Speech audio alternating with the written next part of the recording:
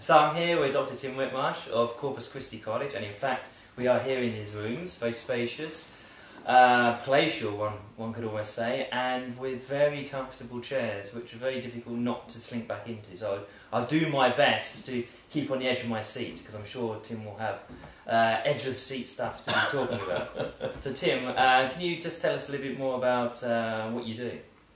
Yeah, I'm a scholar mostly of late Greek literature, by which I mean sort of post-classical Greek literature. And that post-classical thing I think is kind of important to me. I've always cherished the idea that I would one day go back to Homer and tragedy and that sort of thing. But most of my scholarly life I've been avoiding the obvious, if you like, and avoiding the canonical, which means avoiding the classical. So I'm a non-classical classicist, really. So I've been heading... initially I was heading for imperial Greek literature of the Roman Empire, so the first 3 or so centuries, AD, CE, and into a kind of a body of text that at that particular time, when I was doing my doctoral work in the late 90s, was beginning to receive sustained attention, but wasn't in any sense central. I mean, it is the picture's changed a lot now. It's been really snowballed over the last 15 years or so. What got you interested in this particular? So, well, I mean, why weren't you looking at Homer and tragedy? After what I mean, well, I mean, not good enough to be looking at. I mean, there were a number of ways of answering that question. One is sort of psychological. I think that when you start doctoral work, you're looking for kind of virgin territory to move into, and I was really lucky because I was going into doctoral work at a time when you could just feel the rumblings of a great machine moving into this imperial Greek literature. And as I say, the last 15 years have been really exciting in that respect, because you've got a field that has started out I mean, there were always people interested in it, but it started out from relatively small beginnings and become this huge sort of international industry. So at one level, for me it was kind of going, the psychological story was going from undergraduate work, which had been relatively constrained in terms of the canon and that sort of thing, to a field that felt fresh and new, but at the same time kind of exciting. Things were happening there. But another level, I mean, I think there were the reasons why I at that particular juncture was going into it was because there were trends in cultural criticism and in wider society that I think this stuff responded to. The trends in cultural criticism were that we were all getting into kind of rather late in classics, into kind of postmodernism and post-structuralism and all that kind of stuff, which emphasised the idea of sort of not thinking about things as about cultural artefacts as originals, but thinking about repetition and mechanical repetition and images. And Baudrillard wrote that famous book, The Gulf War Never Happened. Basically, he thought it was all about sort of the TV images, representation. That's right. And this late Greek literature is precisely about that kind of thing. It's all about people in a self-consciously later age replicating mimetically the texts and the habits and the identities of people from earlier periods, calling themselves the new Xenophon or the new Plato. Right. So what kind of period are we talking about? What kind of geographical world are we talking about? And what kind of figures are in that world? So we're talking about... I mean, periodisation is always really difficult, but the stuff that I was interested in back then was the first 3 centuries CE. Okay, so, and the figures were people like Plutarch, Lucian, the Greek novelist, Philostratus, relatively well-known figure, Elias Aristides, relatively well-known people, but actually quite voluminous as well. I mean, they were They write a hell of a lot.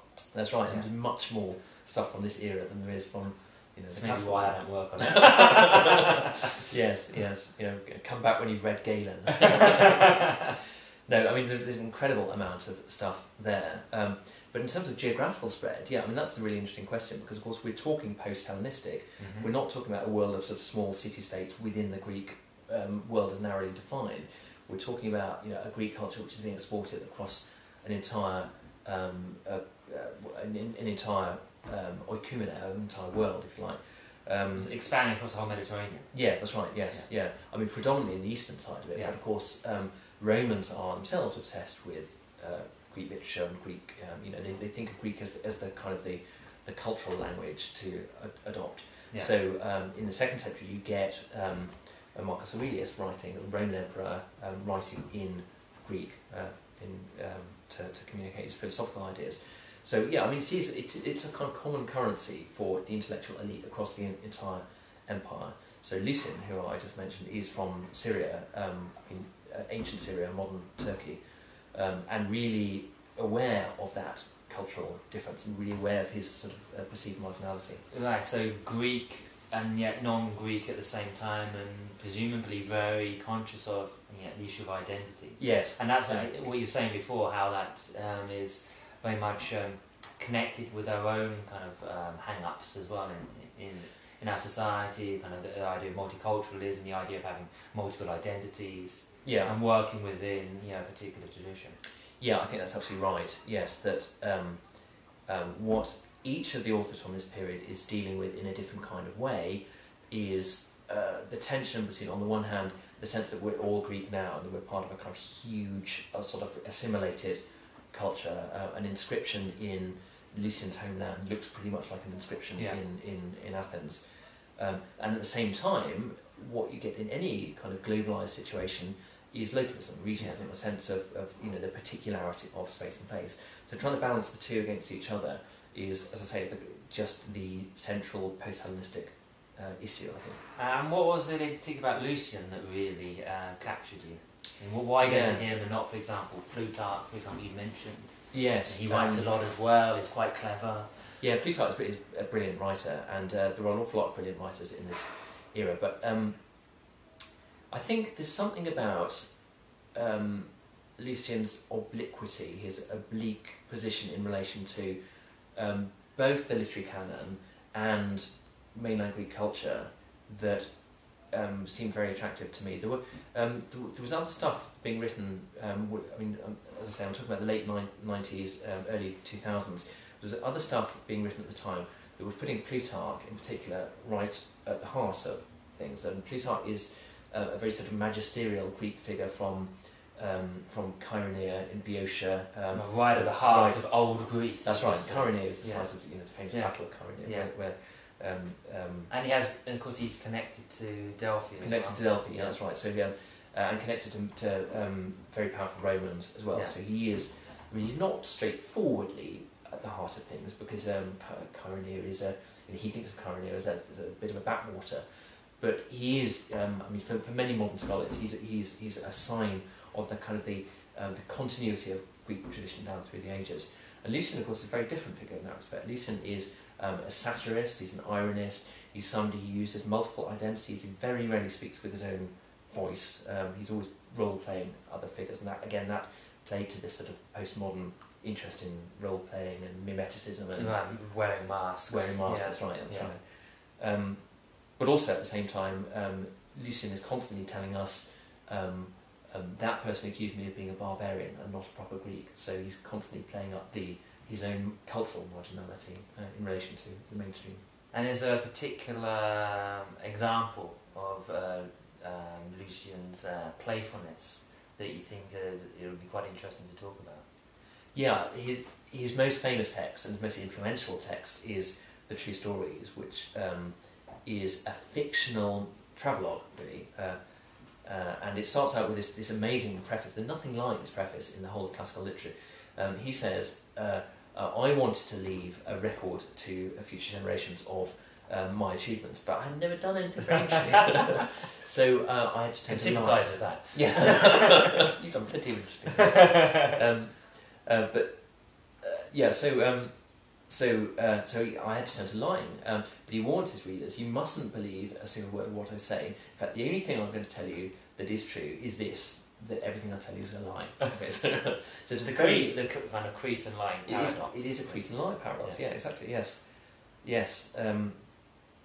So with this preface, armed with this preface, he goes off on this fantastic travelogue that takes you to the moon, and takes you to a battle between the people of the moon and the sun, and it takes you into the belly of a whale, and it takes you to the underworld where he meets Homer and he meets Odysseus, and Odysseus tells him to take a letter to back to Calypso saying, "Sorry, baby, I left you. I really fancied you all along." I really shouldn't have gone back to my wife. No, that's right. Yeah. Which can you get a more self-conscious disruption of the classical tradition than that? Yeah. The Odyssey shouldn't have happened that way. It should have stayed there in Book 5 with Calypso and hidden. Yeah, so that's say hidden in Book 5, and then then no that's Odyssey. Right. Yeah, that's right. Yes. So very self-consciously, playfully undermining. But yeah, so it's a wonderful text. I mean, it's got that subversive quality. It's got that that threat to established ways of looking at the world, because it is somebody adopting the voice of a historian, of a travelling historian, and time and again he plays Herodotus or Thucydides or whatever, but doing that in a way that is completely self-undermining, because he said that you shouldn't believe any of it. But at the same time, I think what the most challenging thing of all about that text is that you've got Lucian, in a sense, being himself for the only time in the Lucianic corpus. Most of the time he is, as I say, role-playing, imitating other people. But this is the one where he says, "This is me," but of course it's not him, because even though it is him, that's right, it's a fictional tale. And fiction isn't bedded down in antiquity particularly. It's not, we tend to think of, we live in a world of novels, a world in which we can clearly identify what is a novel and what is truth by the position of the bookshop, position of the library, and so forth. Yeah. But antiquity is not like that, so it's actually quite a subversive text that is parasitic on genres of history by confusing reality and fiction. Particularly when he appears to be just so bluntly truthful at the beginning by saying, I didn't have much of a life and don't have to give it all up. Yes, that's right, yes. Yeah.